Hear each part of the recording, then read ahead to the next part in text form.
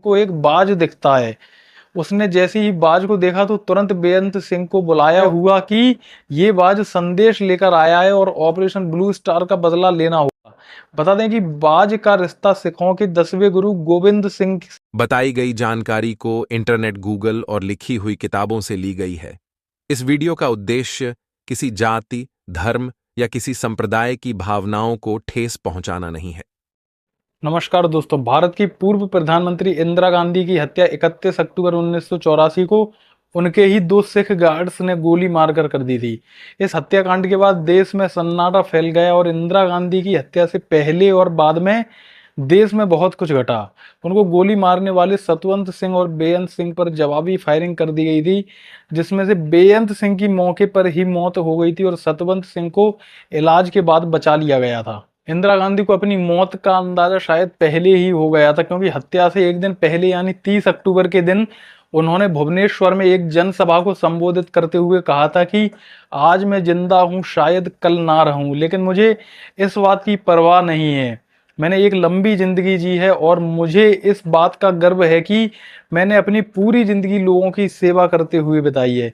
मैं अपनी आखिरी सांस तक लोगों की सेवा करती रहूंगी और मेरे खून का एक एक कतरा भारत को मजबूत करने में लगे। कि मैं जीवित रहूं या नहीं रहूं, और जब तक मुझे सांस है तब तक सेवा ही ले जाएगी, और जब मेरी जान जाएगी तो मैं कह सकती हूँ कि एक एक खून का खतरा जितना मेरा है, तो एक एक खून एक भारत को जीवित करेगा।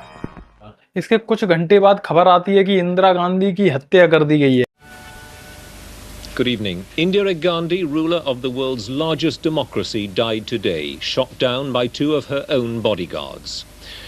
पंजाब के हालात और ऑपरेशन ब्लू स्टार के बाद शायद कहीं ना कहीं इंदिरा गांधी को अंदेशा हो चुका था कि उनकी जान को खतरा है, लेकिन ये नहीं पता था कि उनकी रक्षा करने वाले ही उनकी जान के दुश्मन बन जाएंगे।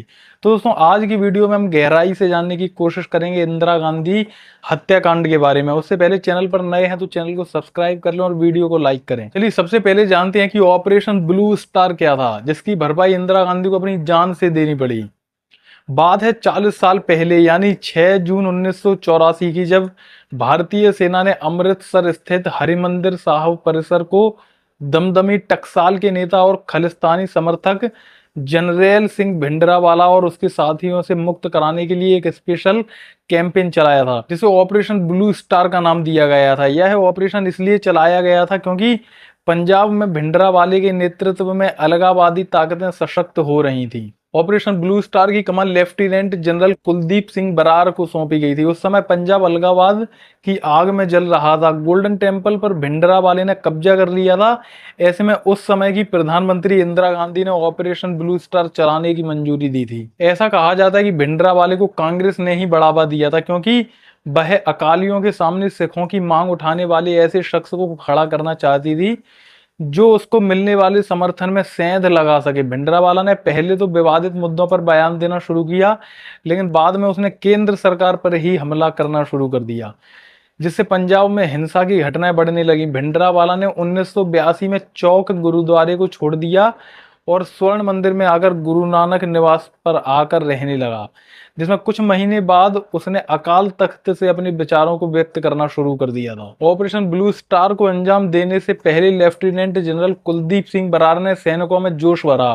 उन्होंने कहा कि स्वर्ण मंदिर के अंदर जाते समय हमें यह बिल्कुल नहीं सोचना चाहिए कि हम किसी पवित्र जगह पर जाकर उसे बर्बाद करने जा रहे हैं, बल्कि यह सोचना चाहिए कि हम उसकी सफाई करने जा रहे हैं। ऑपरेशन ब्लू स्टार का नेतृत्व पैराशूट रेजिमेंट के जनरल सुंदर जी, जनरल दयाल और जनरल बरार कर रहे थे। तीनों की कोशिश थी कि इस पूरे ऑपरेशन को रात के अंधेरे में अंजाम दिया जाए, इसलिए उन्होंने 10 बजे के आसपास स्वर्ण मंदिर पर हमला कर दिया।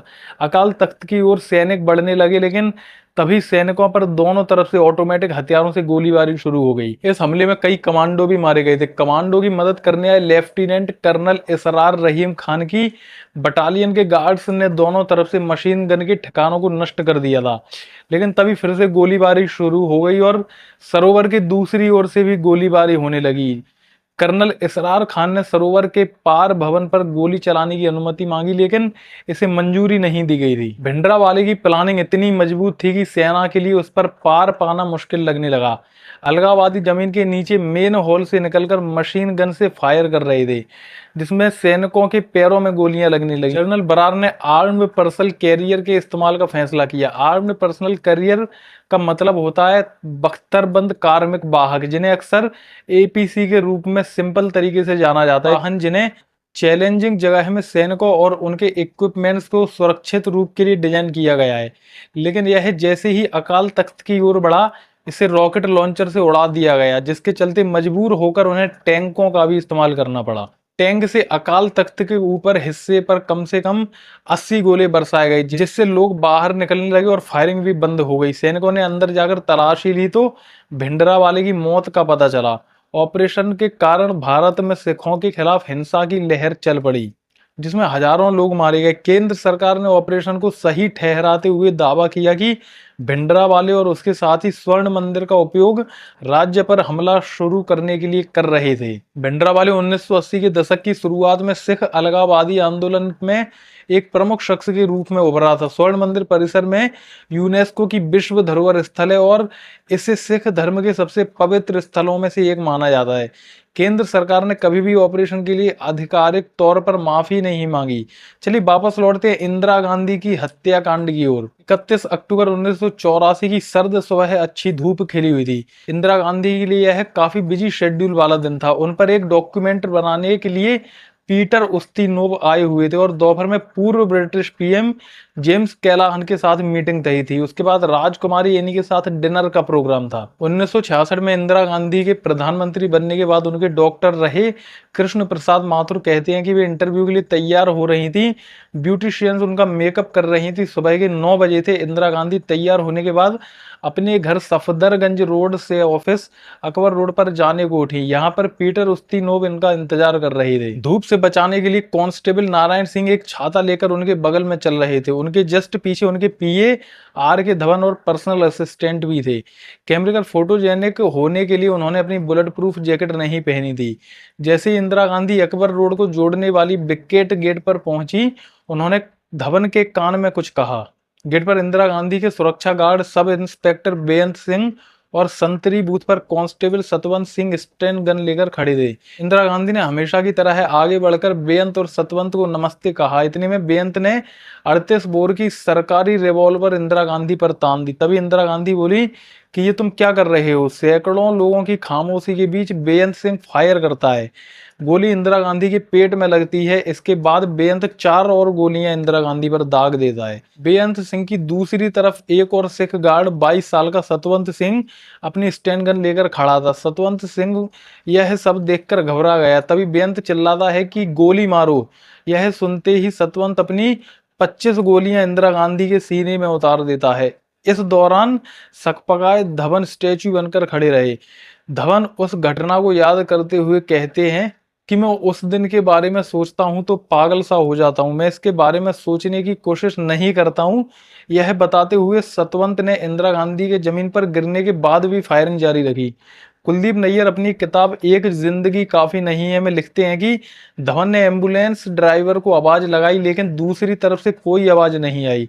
उन्होंने इधर उधर देखा, लेकिन कोई दिखाई नहीं दिया। प्रधानमंत्री के घर पर तैनात एम्बुलेंस का ड्राइवर उस वक्त चाय पीने के लिए बाहर गया था। अब धवन अम्बेसडर कार लेने के लिए कहते हैं। धवन और सुरक्षाकर्मी दिनेश भट्ट इंदिरा गांधी को अम्बेसडर की पिछली सीट पर लेटाते हैं। तभी सोनिया गांधी दौड़ते हुए आती हैं और चिल्लाती हैं, हे भगवान ये क्या हो गया। सोनिया गांधी उस दिन को याद करते हुए कहती हैं कि जब मैंने गोलियों की आवाज सुनी तो लगा कि ये दिवाली के बचे हुए पटाखों की आवाज है, लेकिन ये कुछ अलग था। मैं भागकर बाहर आई तो देखा इंदिरा गांधी के शरीर पर गोलियां लगी हैं और उनका शरीर गोलियों से छलनी था। मेरी सास ऐसी अनहोनी के बारे में जानती थी। उन्होंने इस बारे में हमसे बात भी की थी। उन्होंने राहुल से भी बात की थी और कुछ खास निर्देश भी दिए थे। अम्बेसडर कार में सोनिया के साथ धवन और एक अन्य सुरक्षाकर्मी दिनेश भट्ट बैठा हुआ था। सोनिया पीछे की सीट पर बैठी थी और इंदिरा गांधी के सिर को अपनी गोद में रखा था। इंदिरा गांधी को एम्स ले जाया गया। ऑफिस टाइम होने के चलते सड़क पर ट्रैफिक काफी ज्यादा था। इससे एम्स पहुंचने में समय लग रहा था। इस दौरान पूरे रास्ते कार में सन्नाटा छाया रहा। इंदिरा गांधी के शरीर से लगातार खून बह रहा था। इससे सोनिया गांधी के कपड़े भी खून से भीग गई थी। कार 9:30 बजे के आसपास एम्स पहुंचती है। ड्यूटी पर मौजूद जूनियर डॉक्टरों को एक झटके के साथ एहसास हुआ कि मरीज कौन है, और गुलेरिया, MM कपूर और S बालाराम जैसे टॉप सर्जन और डॉक्टर मिनटों में वहां पहुंच गए। इंदिरा गांधी का तुरंत ही इलेक्ट्रोकार्डियोग्राफ किया गया। इंदिरा गांधी के दिल में मामूली हरकत हो रही थी, वहीं नाड़ी में कोई धड़कन नहीं मिल रही थी। डॉक्टरों ने तुरंत खून बहने से रोकने की कोशिश की। बाहर से सपोर्ट दिया गया। सर्जनों ने उनके चेस्ट और पेट का ऑपरेशन भी किया। इलाज के दौरान खून देने की अपील भी की गई। इसके बाद एम्स के बाहर खून देने वालों की भारी भीड़ उमड़ पड़ी। 88 बोतल O नेगेटिव खून चढ़ाया गया, लेकिन कुछ काम नहीं आया। कुलदीप नैयर अपनी किताब एक जिंदगी काफी नहीं है में लिखते हैं कि एम्स का VIP विभाग बंद होने की वजह से वहां पर स्ट्रेचर नहीं था। उन्हें व्हील चेयर पर कैजुअलिटी विभाग में ले जाया गया। यहाँ पर डॉक्टरों की टीम तैयार थी। इस बीच इंदिरा की मौत हो चुकी थी। फिर भी उन्हें ऑपरेशन थिएटर में ले जाकर उनकी दिल की धड़कन फिर से शुरू करने की कोशिश की गई। डॉक्टरों ने बताया कि गोलियां ने उनके लिवर के दाहिने हिस्से को छलनी कर दिया था। उनकी बड़ी आंत में 12 के करीब छेद हो गए थे और छोटी आंत को काफी नुकसान पहुंच गया था। उनके एक फेफड़े में गोली लगी थी और रीढ़ की हड्डी भी गोलियों के असर से टूट गई थी। उनका सिर्फ हृदय सही सलामत था। उनके शरीर पर गोलियों के 30 निशान थे और 31 गोलियां इंदिरा गांधी के शरीर से निकाली गई थी। राजीव गांधी भी तब तक दिल्ली एम्स पहुंच गए थे। राजीव गांधी उस वक्त पश्चिम बंगाल में चुनाव प्रचार के लिए गए हुए थे। राजीव गांधी को भी इसकी जानकारी BBC रेडियो से मिली थी। इसके बाद दोपहर 2:23 पर औपचारिक रूप से इंदिरा गांधी की मौत की घोषणा की गई। वहीं BBC ने कई घंटे पहले ही इस खबर की घोषणा कर दी थी। संवैधानिक मापदंडों के अनुसार जब एक प्रधानमंत्री कार्यालय में किसी वजह से मौत हो जाती है तो दूसरे को तुरंत शपथ लेनी पड़ती है, नहीं तो सरकार का कोई अस्तित्व नहीं रहता, अस्तित्व समाप्त हो जाता है। इसलिए ऑल इंडिया रेडियो को राजीव गांधी के प्रधानमंत्री के रूप में शपथ लेने से कुछ मिनट पहले ही घोषणा करने की अनुमति दी गई थी। एम्स में उस वक्त तक सैकड़ों लोग जुट गए थे। धीरे धीरे खबर भी फैल गई थी कि इंदिरा गांधी के 2 सिख गार्डों ने उनकी गोली मारकर हत्या कर दी है। इससे माहौल बदलने लगा। राष्ट्रपति ज्ञानी जैल सिंह की कार पर पथराव हुआ।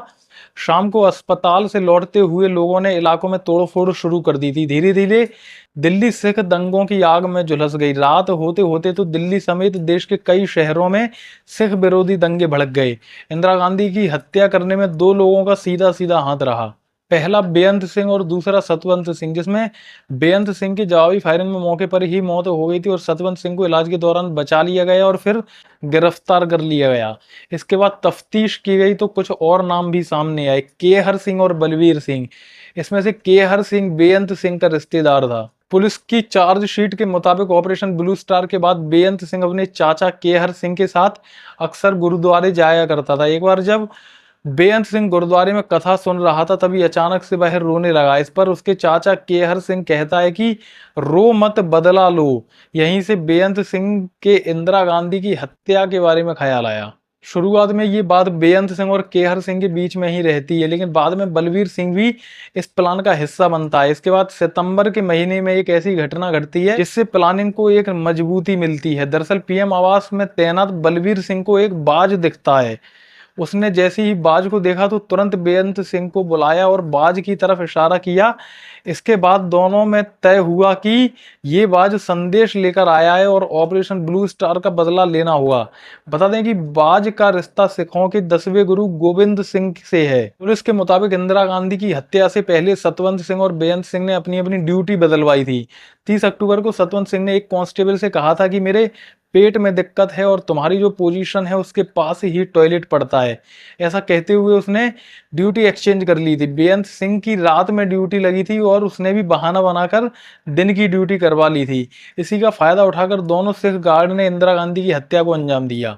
तो दोस्तों, ये थी इंदिरा गांधी की हत्या की पूरी कहानी। और मैं आप लोगों से रिक्वेस्ट करना चाहूंगा कि ऐसे वीडियोस के नोटिफिकेशंस पाने के लिए चैनल को सब्सक्राइब करें और वीडियो को लाइक करें। जय हिंद, जय भारत।